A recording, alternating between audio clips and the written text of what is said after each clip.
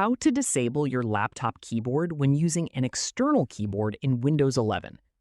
First, connect your external USB keyboard to your laptop. Now, open the Start menu and search for Device Manager. Then open it. In Device Manager, find Keyboards and click the arrow next to it. As you can see, my laptop shows several HID keyboard device entries and a standard PS2 keyboard. The HID entries can be used by different keyboard devices, so don't uninstall them randomly.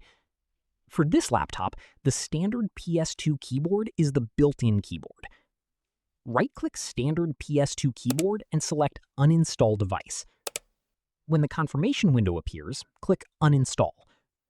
Now, don't restart the laptop yet.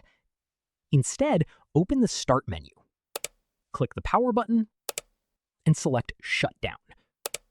Once the laptop is completely turned off, turn it back on and use your external keyboard.